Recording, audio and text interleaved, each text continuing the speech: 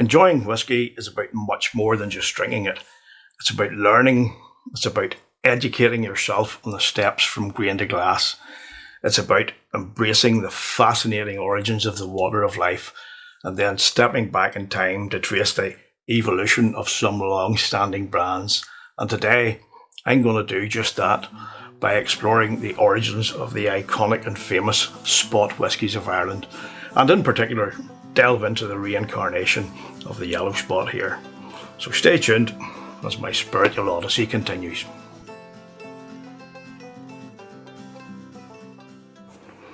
What's up, whisky lovers, and welcome back. I'm Big Al, and this is Whisky Straight, where I review whisky and give you my thoughts straight up and not watered down. And so, onwards to the spot whiskies, and to do that we have to go back 7 generations of the Mitchell family who developed the spot whiskies, and guess what? That family tradition is still alive and well to this very day.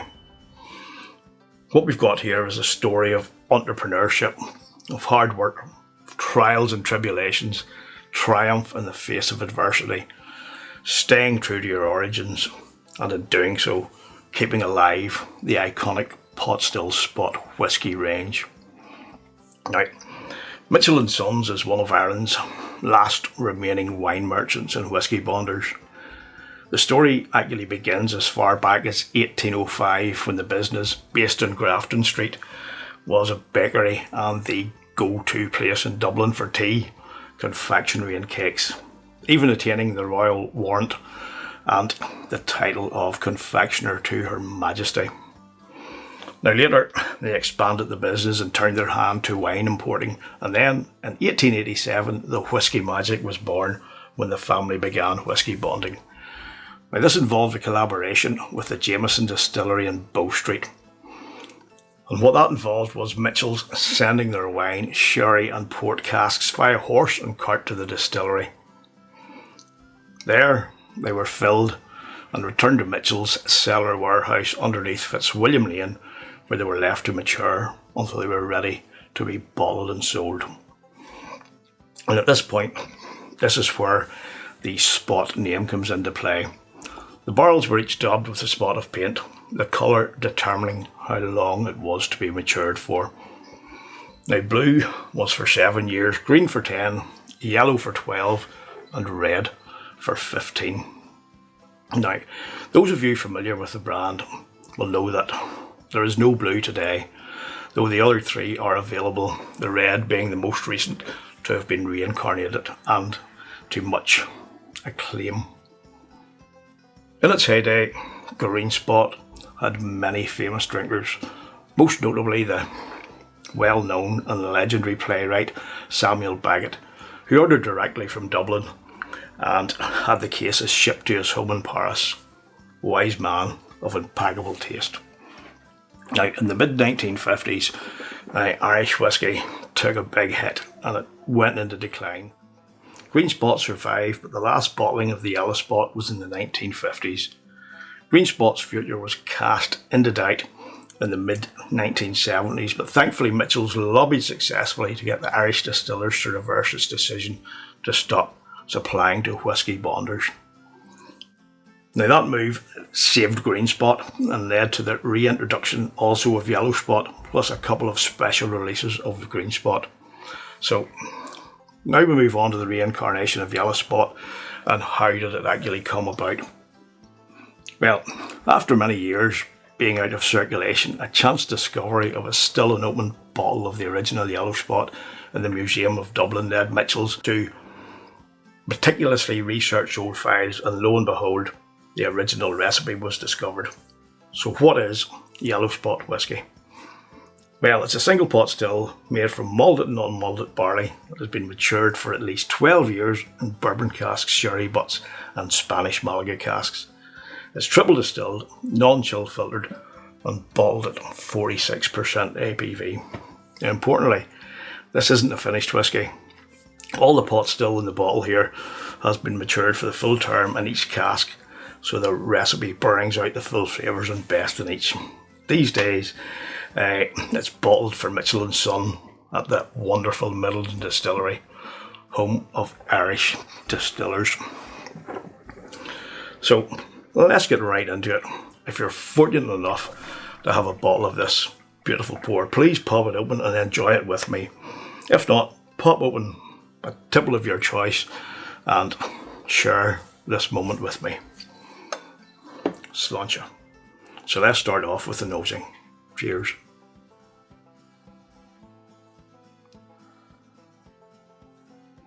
Right off, you're getting very rich honey, red fruits. Now, it's a bit berry-ish, if you can catch me drift there, but there's definitely a nice hint of red apple in there as well. And there's also a nice warmth, and it's coming from notes of cinnamon and clove that are quite prominent in there. But what's really nice as well is that there's these lovely waves of vanilla just wafting throughout those initial aromas. And along with all those notes, it's really instantly apparent that this is a very rich whiskey. And with that comes an expectation of even better things to come.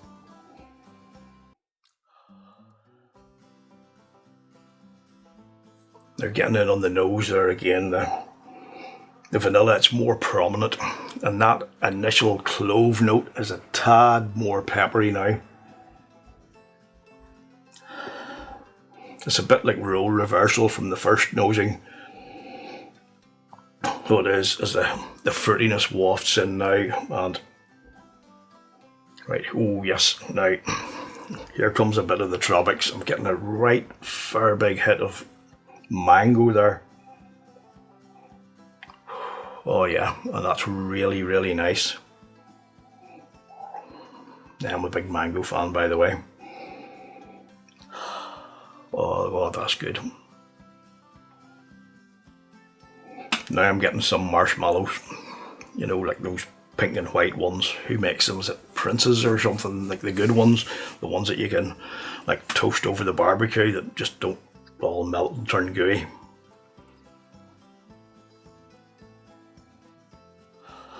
And now on the back of that there's some nice fruity vanilla, a bit of toasty oakiness, but it's more toasty than oaky. It's not too heavy on the oak front. Man, this is just a beautiful nosing experience. If I didn't want to taste it so much, I could just sit here for another few minutes and just savour those lovely aromas. Beautiful. But it's time to get on with the tasting. Sláinte.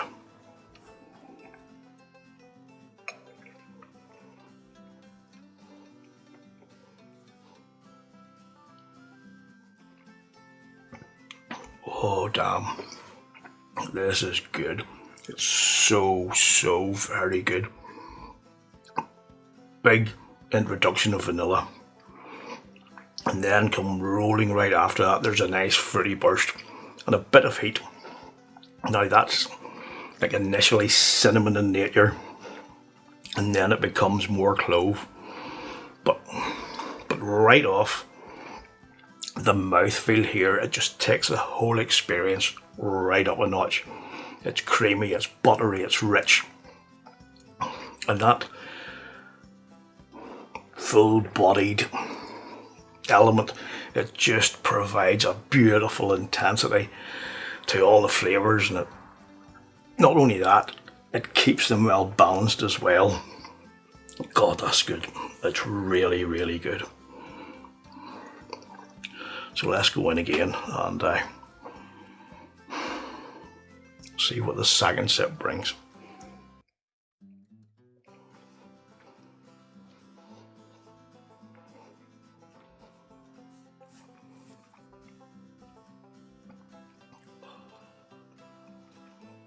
Again, there's that nice heat. It's very warming. And all those flavours that I've mentioned, they're just simmering right throughout it. I'm getting rich vanilla, a fleeting touch of honey, and then like some crushed digestive biscuits, you know, like the base on a cheesecake. And now here comes a bit of chocolate. It's like a light milky chocolate, and then perhaps even a touch of creme brulee and a hint of char coming from those barrels. There's so much going on here, really, really good. It's all top-notch stuff. And it just keeps on giving. Oh, brilliant.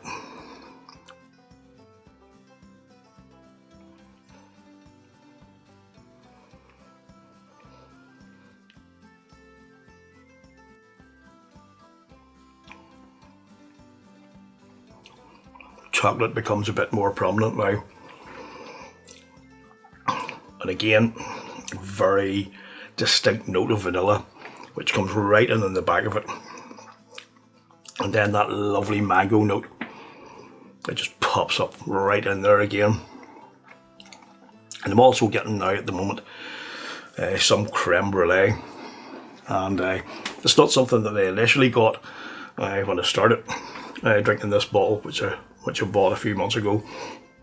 It's more as it opens up, you get those richer creme brulee, chocolatey char sort of notes going on, and it really does add a nice side to the lighter, the fruitier flavours and the vanilla.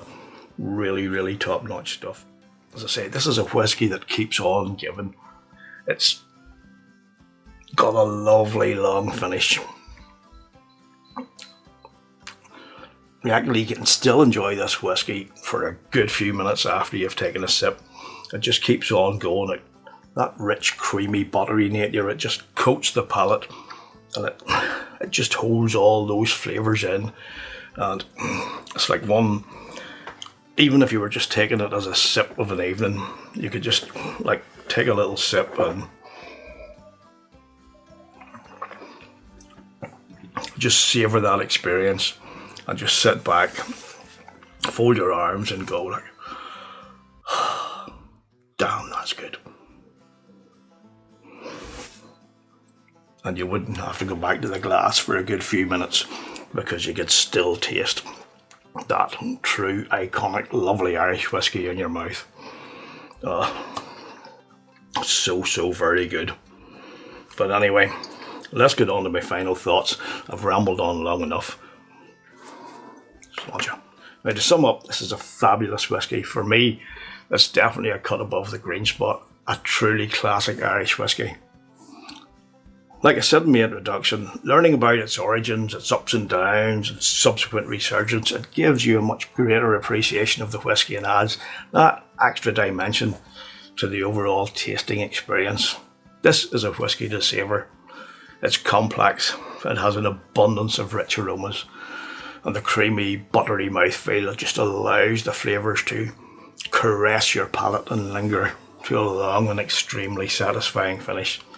This is whiskey how it should be, with a true history, and whiskey from a family that has stuck true to its origins, kept its integrity, and all the better for it. Pick up a bottle if you can. It's priced at around 60-65 quid, but I can tell you now, it's a money well spent. It's a must in any Irish whiskey collection, and it definitely hits the outstanding range for me and scores a very good 91. So thanks for your time, folks. Thanks for watching. Thanks for all your support. Please like, subscribe, and ring that bell to keep up to date with my future reviews so we continue our whiskey journeys together. So as usual, everything you do with this review are in the links down below, and you'll also see there links to Yellow Spot and Mitchell & Sons, and there's a great video in there which shows how Yellow Spot was rediscovered and what brought about it being re-released again. Really worth a watch.